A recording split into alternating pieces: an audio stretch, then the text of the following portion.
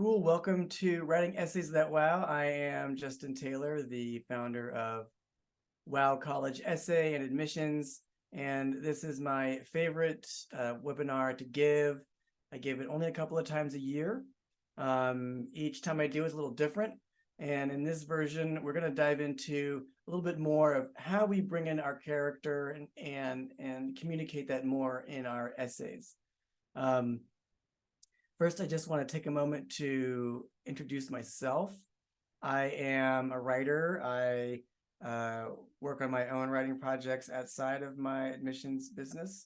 And I love bringing that skill to everything I do as an admissions coach and college essay expert.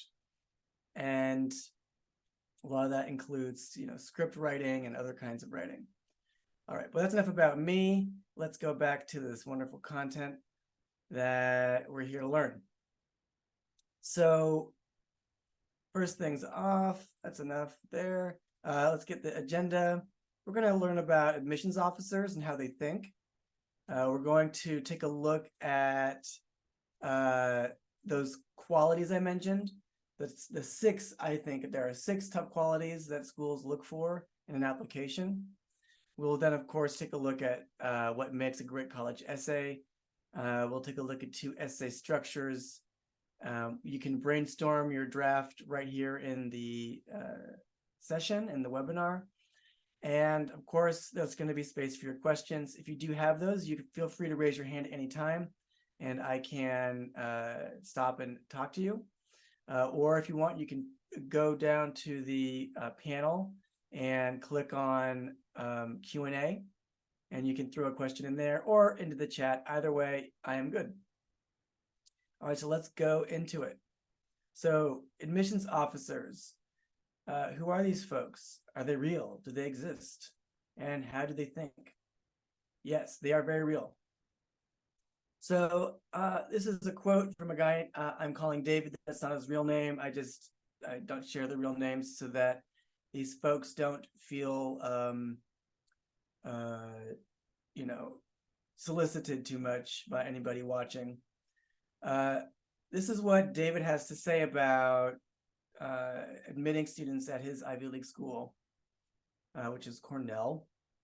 One year I had a student with near perfect SAT scores and straight A's, and I had originally put him in the submitted pile, but then we had to reduce the list. And of course, this is what happens every year. They always have to reduce the list. And perfect SAT scores and straight A's.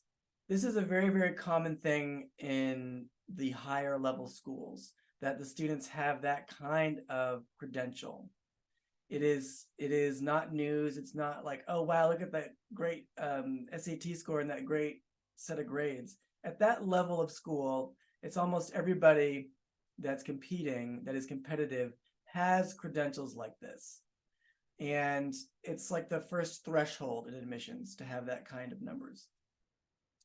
And then, of course, they must reduce the list. So he says, I reread his essays, and frankly, they were just a little more boring than the other kids, so I cut him. Boring was the only justification that I needed, and he was out. And this might sound a little cold or a little trivial of a reason, because the student's obviously college ready, but there's more to getting admitted to a top school than just being college ready. There's a certain thing they're looking for in terms of the fit of the student, the quality of the character, and how that fits into the culture of the school. And so he's calling that student a little boring. And what he means really is that the student didn't appear dynamic enough or dimensional enough to him because of the essays. And so they need a reason to say no to somebody because they have so many people asking. And so he found that pretty quick. It's pretty common, actually, that's how it goes down. Well, let's hear another person. This is a woman I'm calling Helen. So this is an admissions officer who is at Yale, but also MIT. And she sums it up, I think, really well. She says some 70% of kids who apply are qualified to come to school here, and we have space for 1 in 10. we can be as choosy as we like. So again, 70% of the kids have the credentials. They clearly have what it takes to do a high-level university. And so they can be as choosy as they like. I once heard her say that she could go into the reject pile like 2 or 3 more times and find another freshman class that's just as awesome. So it's a really tough job they have, actually. So the thing that they often use when it comes to choosing between 2 students who are equally qualified is something here she's calling likability. So it almost always comes down to whether or not you're a likable person. An admissions officer is really asking herself, would I like to hang out with this guy or gal for the next 4 years? Now, I don't want to give you the wrong impression about likability in this context. It's not like the person who we might think of as the popular people in high school. It's more like likable to an admissions officer, as in someone that is mature enough and dimensional enough that you would really enjoy sitting down and getting to know them and asking them about their world and their points of view. In other words, someone that they think would contribute to a classroom or some other space where there's discussion and bring a strong point of view, bring a depth, bring an interesting take or observation. So it's more like likable in the student sense. And that's everybody. There is nobody who's watching this webinar or this video later who is not likable in that sense. Everybody has something about them, has qualities about them that are wanted and attractive in the admissions process. So let's talk about some of these together. Well, first, I just want you to give you this lovely pie chart that's totally scientifically created. No, it's not, just kidding. This is my basic breakdown of how character determines entry at top tier schools, because like I was saying, when 2 students have academics that are very similar, it is all the other things that get the school to say yes. So what kind of qualities are coming out in the essays? What are the activities and resume elements? What are the rec letters saying? All of this determines the character piece. So a lot of the decision comes down to this, and especially at the private schools. All right, so let's take a look at this qualities list that I have. So of course, the very first thing they're looking for is intellectual curiosity, a drive and desire to learn, because that's the number one thing applicants are applying to do, which is to learn, to be a student. And the kinds of students they want are driven by their desire to grow their mind and even grow as people. And so intellectual curiosity doesn't also just mean the intended major. So there's the desire for the niche subject area, but there's also a desire for subjects that are maybe complementary or even like completely outside the scope of the main subject area, and a desire to learn from different points of view so that they're absorbing like a diverse set of information, and that, or at least there's a desire for it. So that kind of curiosity is what they mean, kind of insatiable. The next thing they like is what I call drive. Sometimes folks talk about the word grit or adaptability. It's the quality that the person is motivated and won't be stopped by problems that come up, and finds ways to persevere, to adapt, to pivot. This has become especially true since COVID, where the pandemic really showed universities, as I imagine all of you noticed in high schools, that young people need a lot of adaptability and drive and grit to get through some of the curveballs that can happen. And it's been a big deal on campuses now that students are tough, they have an engine in them that keeps them going. The other, I would say, is self-motivated. So they don't need external motivators to keep going. It's sort of similar to the quality I was naming earlier. The difference with self-motivated is that they are looking within themselves for what the next step is for themselves, what the next exciting opportunity to go seek might be. Like, that comes from within. They don't need the school to line up hoops for them to progress through the degree. They have their own idea of what they want their education to be. Sometimes they call this the autonomous learner. It's essentially a student that comes to the university and uses it like it's their own lab or their own backyard, and creates for themselves the experience they want.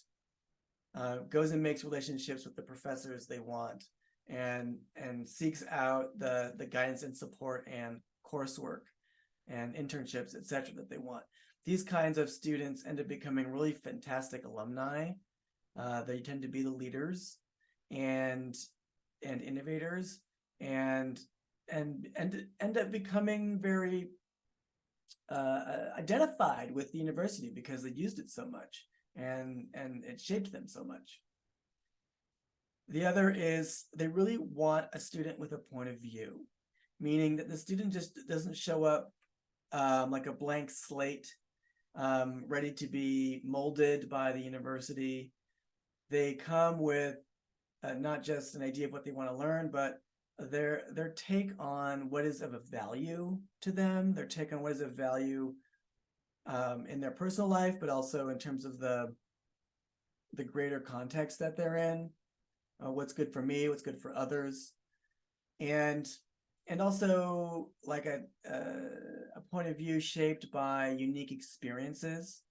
So this is like sometimes called diversity of experience, which includes things like ethnic background, racial background, class background, regional background,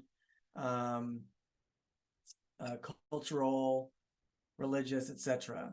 They want students that come with a clear set of experiences and points of view that can be added to their university and add to the diversity in the university.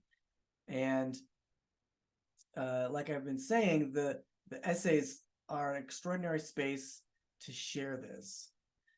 One other thing that they're looking for more and more is a desire for impact or contribution, meaning they're looking for students that want to serve society, want to give a legacy of some kind.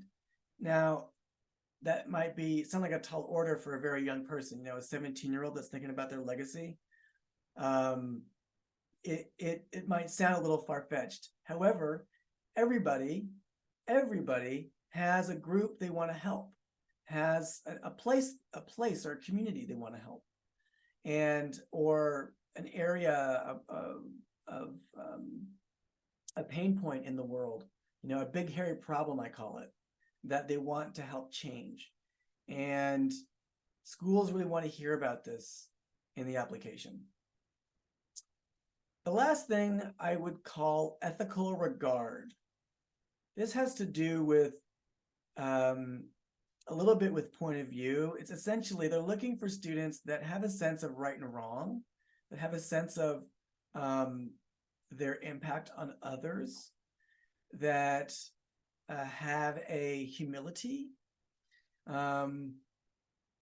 Essentially, they care about their actions and the impact on others. They care about how others are doing and how their contribution fits in with the context. And Sometimes they call this the citizen student, the ethical student. I hear that a lot. This is more and more and more a sought after quality. 4 or 5 years ago, a lot of the Ivies changed their supplements to draw this side of students out in their applications. All right, so those are some of the main things that they're looking for from students. Do you need to communicate all 6 of these in an essay? No, I don't think so. I think that would be a pretty tall order. If you're getting 3 of these qualities in an essay, I would say your essay is doing really good work for you. I'm talking about the main personal essay. When it comes to supplements, it'd be really great if you were getting across a couple of these qualities. And then across your entire application, all 6 of these qualities are really important to be communicated in some way, in some location in the application. Now, for schools that don't have supplements, there are a few. This is a little harder to get all this across. But those schools that don't ask for supplements aren't necessarily asking for this full list of qualities. So if there aren't supplements, they probably aren't looking to have all 6 of these qualities on display in your application. So like if you get half of them, you're still great. You're still great. So I want to talk about how we craft essays that start to communicate all of this stuff. And I use something called the WOW to do this. It is the source of the name of my company, because I believe in the WOW. And it breaks down like this. First is you identify a want. So we talked earlier about being self-motivated, having drive, all of this. What would you, the student, get up at 4 a.m. to learn or do, or stay up until 4 a.m. to learn or do? It doesn't even have to be academic. It just has to be authentic. So one thing you can do is just make a list of these things. And if you can't figure it all out on your own, ask your friends, ask family, like, what do you see me getting really excited about? And make a list.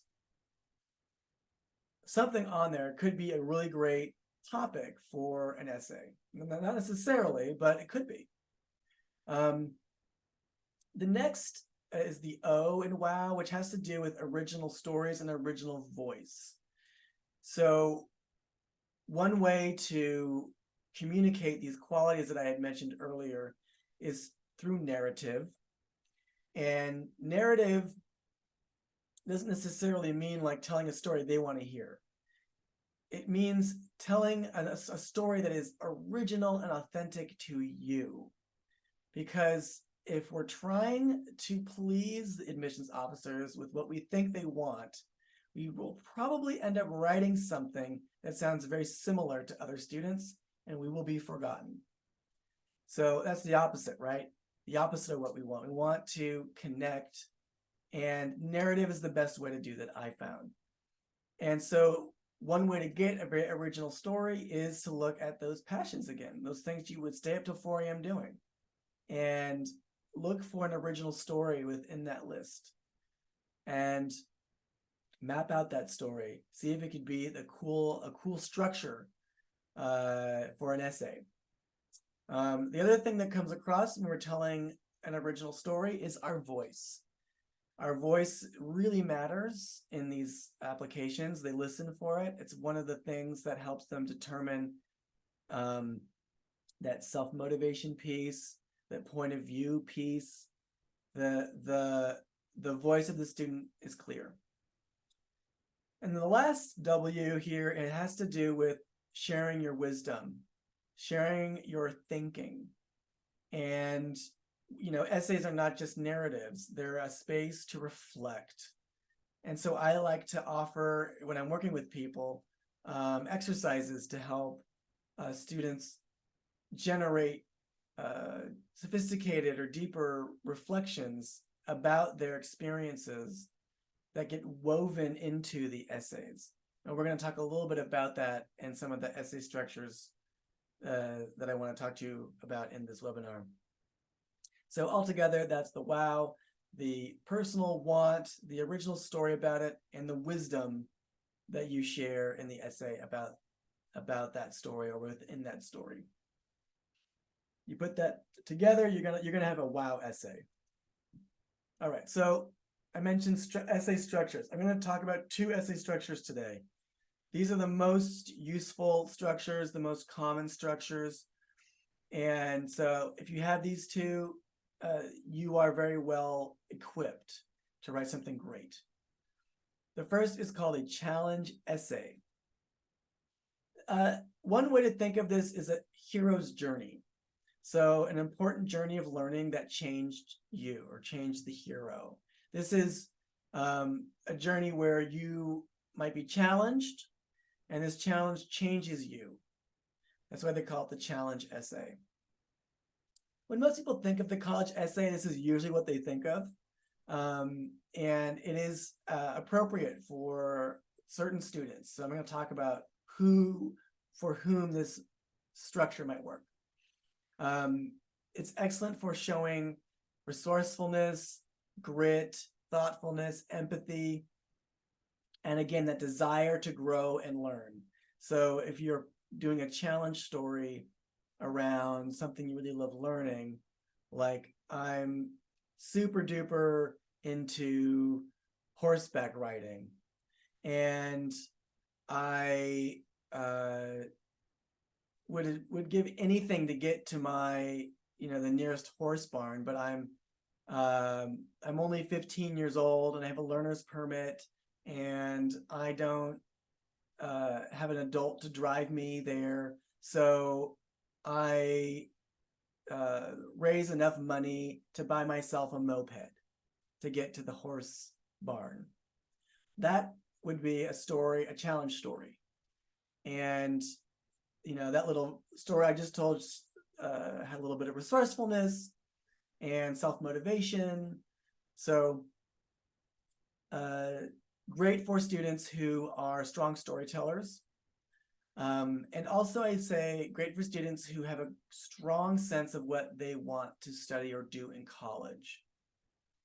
So if you have that already, telling a story in which you're pursuing that same subject, or at least exploring that same subject, it would be a great fit. It'd be a really great fit. And it's also a good fit for students that consider themselves to be less experienced writers. So if you are not writing a ton in your life, this is a story or essay structure that's very familiar to us all. And so you could get it done without having to do an entire course on essay writing. And I have plenty of students for whom this is perfect fit, perfect fit. This is an example of a challenge essay. We're not going to read this whole thing together right now. I just want to read a little bit of it so you can get the flavor of how this might sound. So this is written by a writer named Tadeo. This is what he says. My friends and peers don't understand my relationship with Big Betsy.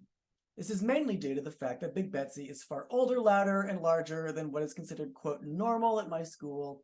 She is constantly surrounded by others who serve the same exact purpose but are more elegant. Big Betsy was always different. Every time I went out with her, I could feel judgmental eyes wondering why a kid like me would even want anything to do with her. Despite this, I was always proud of her and what we accomplished together. She was made fun of relentlessly, but I always knew deep down that we had something special together. And he goes on and on talking about the great virtues of Big Betsy, and you eventually learn that this is, of course, his truck.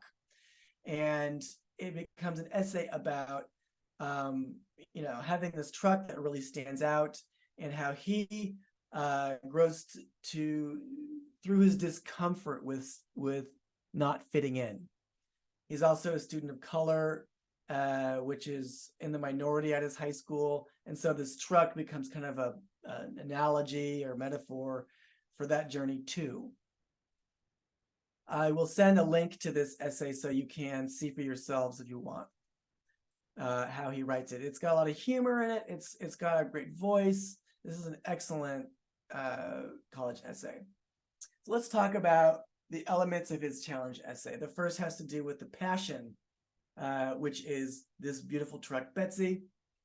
So he's passionate about this truck, but he's challenged by standing out and not fitting in. So there are 4 parts to this structure of this challenge essay. This is the 4 parts of the hero's journey, if anyone's ever studied that. The first is called status quo. It's the part of the story where everything is stable. And in that part of the story for Tadeo, it's everyone loves Betsy, or I'm sorry, he loves Betsy, and they accomplish a lot and care for each other. The challenge comes along in the hero's journey, throwing the world out of balance. And in the case of Tadeo's world, it's the peers making fun of Betsy. And he has to face his shyness and get stronger. The third stage, the hero goes through what's called trial and error. They're trying all these different things to overcome their challenge over and over. Try, fail, try, fail, try, fail. But they're learning every time they do. And for him, in his trial and error phase, it's running his hauling business with Betsy, fixing her up. All of this builds his confidence. He grows to not worry so much about what the other people think, because all he's accomplishing with his truck just outshines any problems he gets from the school, the classmates about it. Then the final stage of the hero's journey, new world. So in his story, it's Betsy becomes kind of a school celebrity. Everyone knows her name. She becomes like a school mascot. And Tadeo takes on a leadership role at his school because of the confidence he gets from it. So if you wanted to write a challenge essay, the first thing to do is to identify a passion, like we mentioned earlier, make a list of stories in which you're struggling to pursue it. So the best thing about a challenge essay is the struggle, reading about a struggle and that trial and error period in the journey. That's super relatable. So it's why we go to the movies, why we watch TV episodes, characters going through a struggle. So your challenge essay has to include some kind of trial and error, some kind of struggle. So think about that side of your story. Think about your passion in terms of the struggle to pursue. Then break it down, one of those stories, break it down into those 4 parts, or you could even call them images in the story. So status quo is life before you meet the challenge comes and forces you to change. That's the thing about a challenge. You must be changing because of it. If you have an answer to the challenge right away, you haven't changed. That's not a challenge essay. That's just, I know how to handle this and I'm moving on. It's like, if you know how to open the door to go into the bedroom, there's no challenge, right? You have the solution already in you. But if you don't know how to open the door and you have to go find the key somewhere, and you've locked yourself out of this bedroom to go on a wild goose chase trying to find it, then we're dealing with struggle. That's interesting. There's resourcefulness that comes out in struggle, and character, and all these other things. So then, of course, is the third stage, trial and error, trying different things to meet the challenge until you succeed. And then there's the new you at the end, or you could say a new world, which is the great person that schools are considering. This is the thing about the college essay, is you are giving them a good image of who they are admitting. It's really important that these stories not be too far in the past. You want to be as close to the you today as possible by the end of your essay. And that helps schools know who they're saying yes or no to. You also want to identify the growth theme. So every challenge essay has a transformation in it, right? You transform, you grow, but that growth has a theme. For Tadeo, it was confidence. So you have to look for that when you're doing this. Make a list of questions, insights, observations about the growth. For him, his essay was full of thoughts about fitting in, confidence, popularity, being authentic. All of that was nourishing the discussion in his essay. And then in your process, make this list of questions, insights, observations, and weave those reflections through the essay. That would be something probably in a later draft. You wouldn't do this maybe at the first draft. The first draft might be really getting the story down and the structure down, and then weaving in more of this thinking. That tends to be how it goes with my students. All right, so now that you have that in mind, take a deep breath, have a sip of water, like I'm gonna do, haha. And let's take a look at this other structure. This is called the patchwork structure. This is also super common. It's a little more sophisticated. So let's break this down. Rather than a narrative structure like a story, it uses associations. This is called associative structure.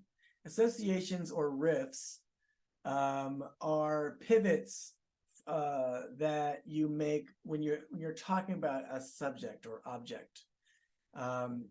It could be a favorite place, favorite object, a ritual that you do on a regular basis.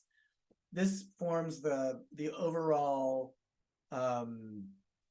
structure, you might say, of the patchwork essay. Sometimes I liken a patchwork essay also to a chest of drawers. So let's say it's the ritual of making a painting.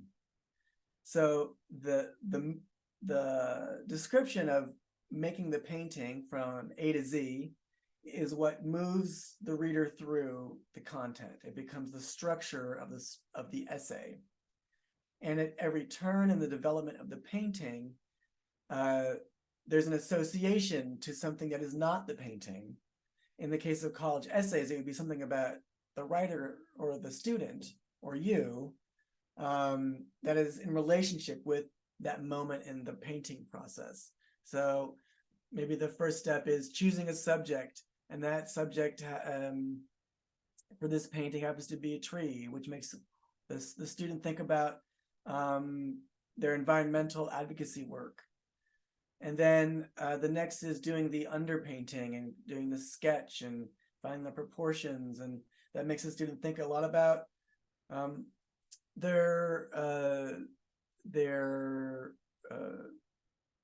foundational work, like doing anti-racism work, looking at structural stuff, like structural racism or systemic racism. Then they go and they start doing the first layer of painting, and there's this incredible red they find in this layer, and that red makes them think of something else in their life they want to talk about for their college essay, and so on and so forth. The place, in this case, this example of the painting becomes like a framing device. So it's a topic of discussion that you return to over and over, and there's a strong coherent theme that runs through this framing device. So let's say it's painting. Maybe the theme has to do with the creative process, or not knowing where you're going, but you have an intuition of where you're going, and it doesn't become clear until the very end. And trusting that intuition, maybe the way one might make an abstract painting. This is a very strong for students who really want to show their capacity for thinking. So anybody who is applying to a liberal arts college, who might be doing a double major or interdisciplinary,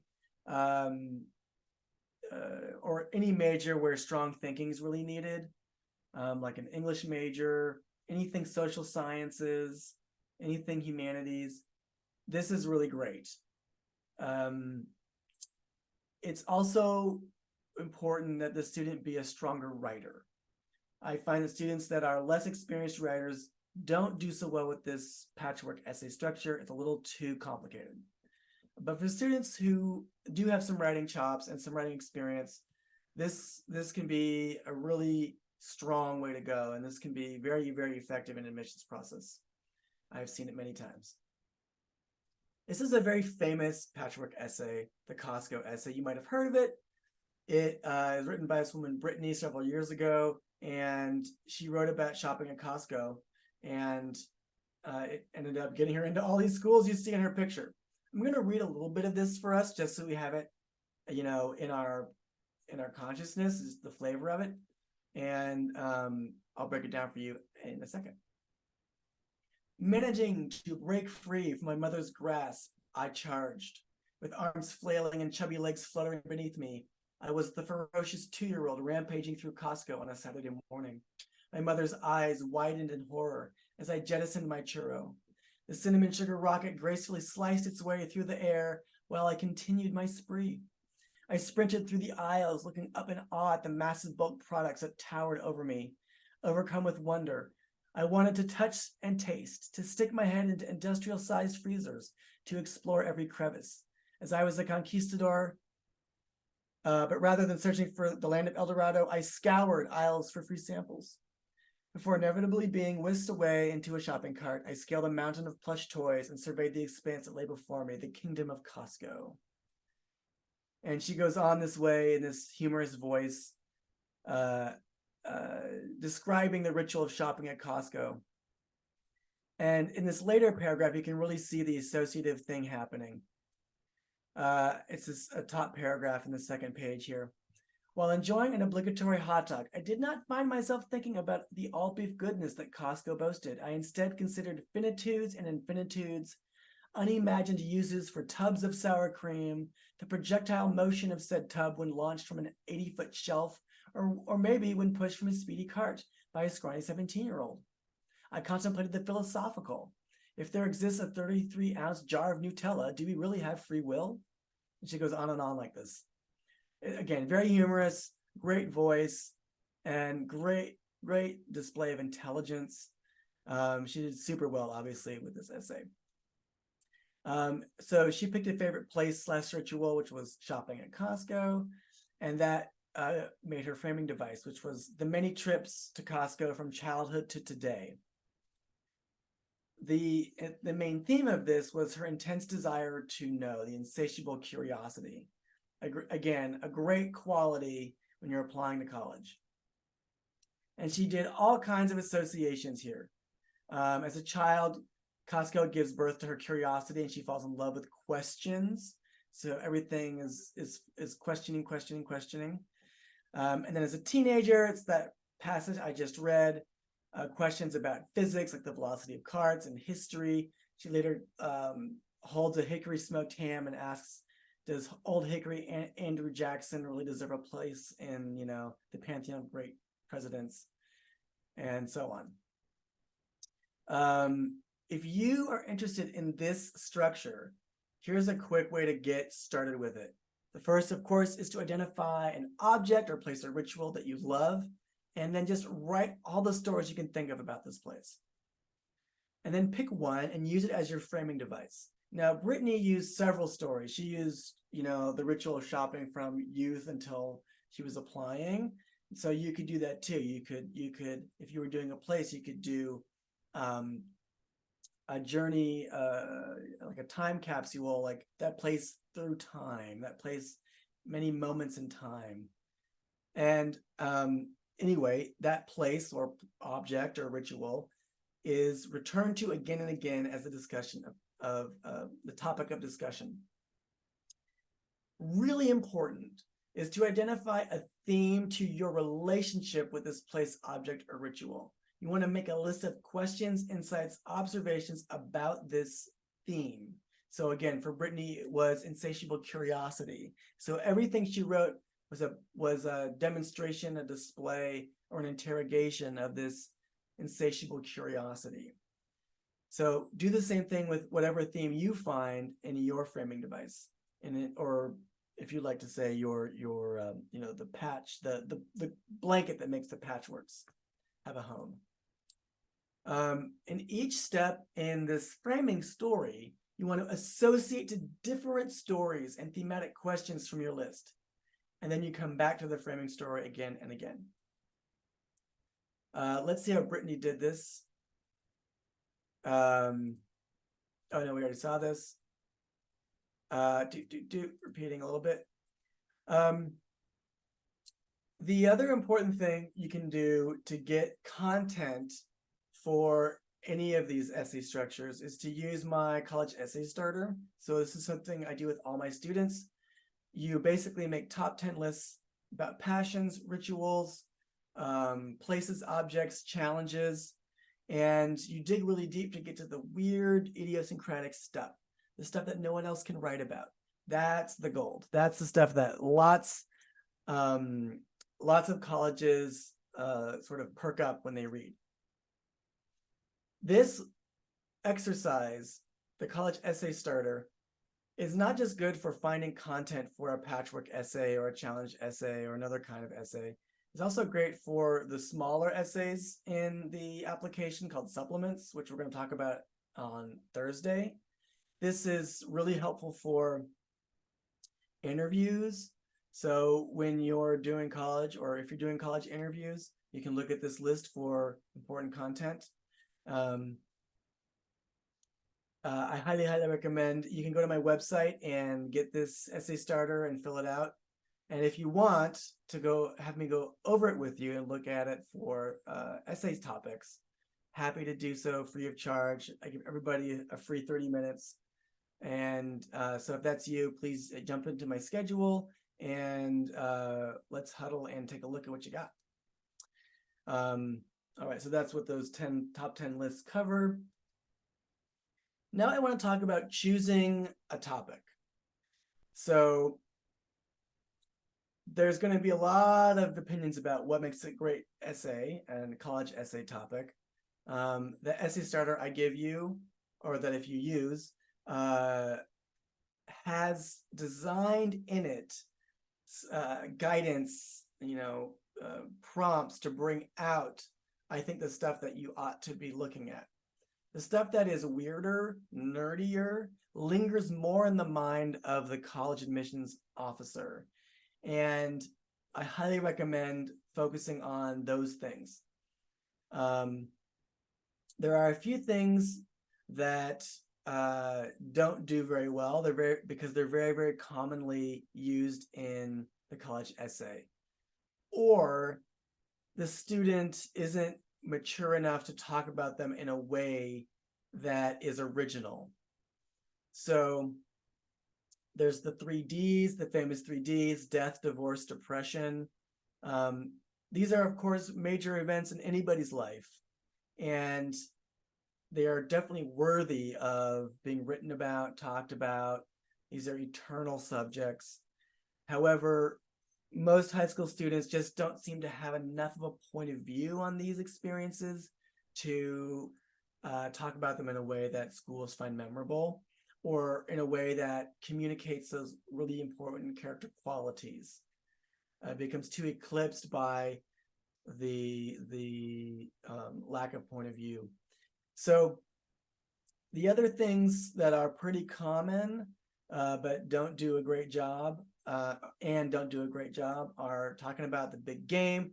And that's not just a sports big game. It could also be the chess championship, or the debate championship, or the DECA championship. Now, I've had plenty of students write about these things in fabulous original ways. I have a student who's writing about a DECA, a national DECA championship she was in that she didn't win. But she talks about it from the point of view of a murder mystery writer. She loves murder mysteries and Agatha Christie, and she tells her story as if it were a murder mystery. And it's super fun and definitely memorable, and gets across a lot of these qualities we talked about.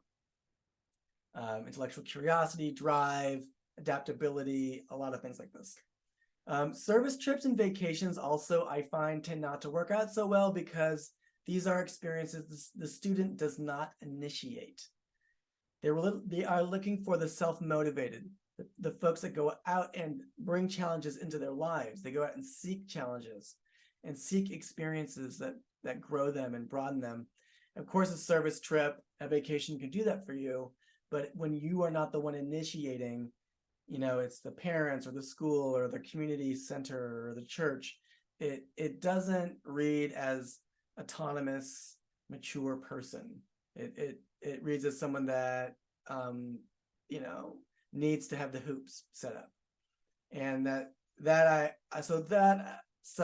subjects I tend to shy away from. But again, I have had students do essays about these things because they found a strong point of view on them. And so if that's you, the next point on here is discernment and advice. It's very important to talk about the topic you want to use with folks who know admissions and can give you counsel. So that's what I offer, but you could also go to a high school counselor, college counselor, a teacher that knows the admissions process well, English teacher. Maybe you have someone in your family that knows college admissions. It's very important to get their discernment when it comes down to choosing your topic. Of course, I offer my free 30 minutes to anybody. So if you want to use that time to go over topic choices, let's do it. The other thing I like to say is the Common App prompts are not usually the best place to get started. Even though you have to choose one, if you're using the Common App, they tend to not elicit the best writing. They don't start the writing process very well. So I tell people, do not use the prompts to get started. Instead, I'll explain later, you actually choose the prompt at the end. Any essay in which you're discovering your passion is great. I call that the origin story. So if you have a really cool story around the moment you discovered you loved X, that's great. You can start there. That could lead into a challenge maybe. Patchwork essays also tend to work really well with those more idiosyncratic topics. All right, so in the end of the day, this is how I like to sum up a strong college essay. We often start out feeling like we are these guys trying to get the rose from this woman. You might notice this scene if you ever watched The Bachelorette, or if it's reversed, The Bachelor. This is the rose scene where she chooses the guys she wants to move on with. Eventually she chooses one. A lot of us feel like we're in this huge pile of people and only one of us gets the rose. And a strong college essay gives us a feeling of the opposite. The colleges are the ones who are having the honor of getting to know you and the awesome stories and points of view that you have. So that's what I like to bring to the process, and that's how I like to leave students feeling at the end when they're applying. The basic steps in the writing process, just to get us clear, definitely start with an outline. Don't just start writing the essay. This is a very high stakes document. And as I was saying, it can weigh a lot in the admissions process for very selective schools. So plan this thing before you start drafting it. Work with a professional like me, if you feel drawn to that, to help you with creating the structure and the outline. First drafts don't have to be perfect by any means, but the basic bones ought to be in your outline. So create that first, then write a first draft and ask yourself after you've read it, what is the structure? What is the message? Is it coming across? Is every piece of this draft communicating something new about the message or the theme? Is it cohesive? Is there anything that doesn't fit in the story or in the discussion of the theme? Make a new outline for draft 2, write that, And then do the same set of questions for yourself. How is the structure holding? Is each part of this essay communicating the message, communicating the theme? Then, of course, polish and trim.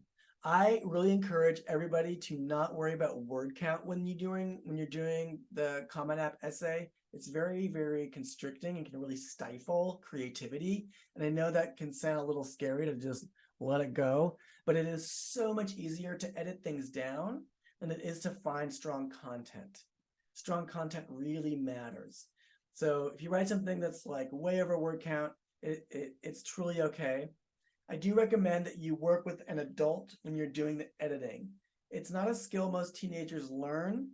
And even the most talented writers need other people to help with editing. It's a trickier skill.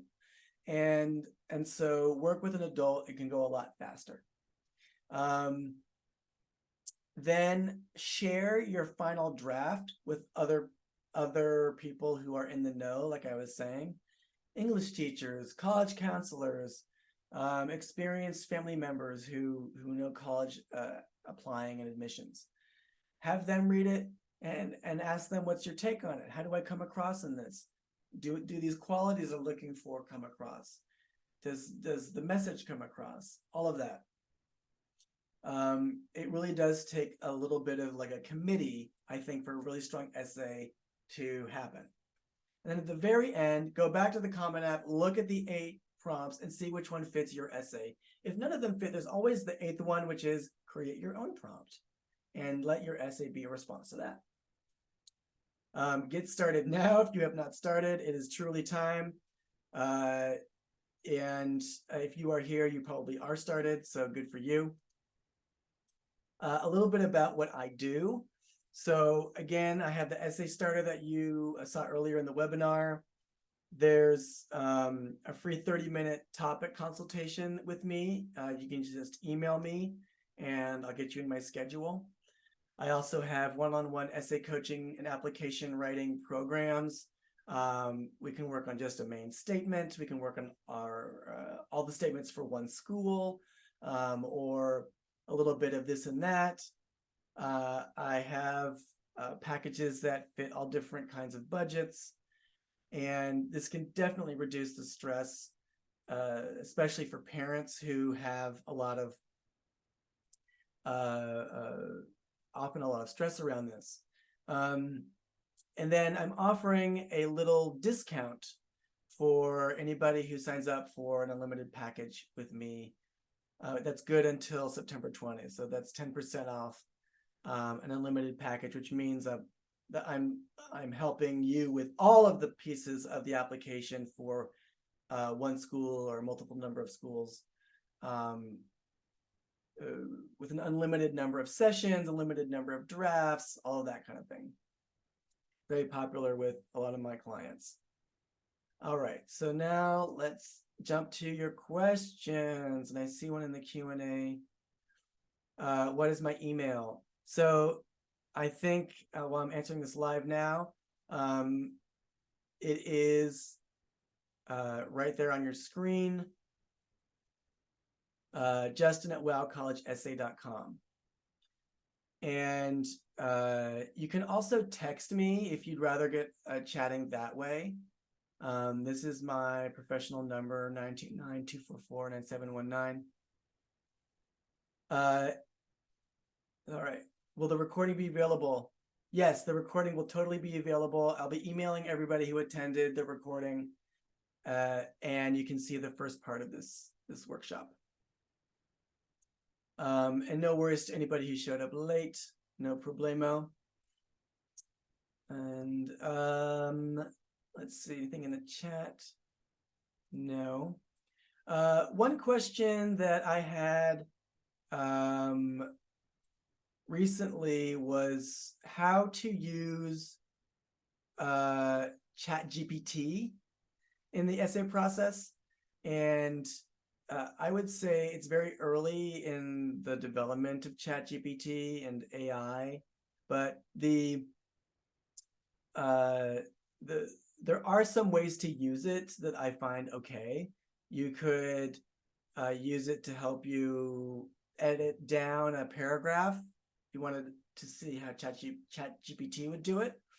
Another way is to, if you have an essay topic you really like, you can feed it the topic and some content about you and see what it says to see how to not write your essay. So it can kind of give you the bad version of your essay, maybe even a few witty things in there to pull and steal from, but it isn't really good content. It doesn't draft anything that you would want. It totally flattens voice. Do I do summer camp essays? Yes, I totally help high school students with applications to things that are not college. So internships, pre-college applications, scholarships, anything, a lot of summer experiences. I work with students who are not just applying to college, but students that are getting ready to apply for college. So I work with students who are sophomores, juniors, seniors. We go through all the things that help develop the profile that colleges like to see, and also, frankly, that really help students explore who they are and their passion and grow and have those challenges that change you and mold you. So absolutely, I help with things that are outside of the college admissions process. All right, so I think that is all for now. If you do have questions, totally get a hold of me. You don't need to be my client for me to want to answer your questions. I'm happy to answer anything you send me. You can text me too. This process is full of frustrating, head-scratchy, weird, odd stuff. And so getting support can be really instrumental and game-changing. I highly recommend working with somebody. If it's not me, that's totally cool. It is really, really important to get support for this very competitive, but also really rewarding process. So I do have a little space left in my own stable this season. If you're interested, I have a couple of spots. Get a hold of me and let's chat. All right, everybody, have a great night, and hopefully see you soon. Thanks for watching.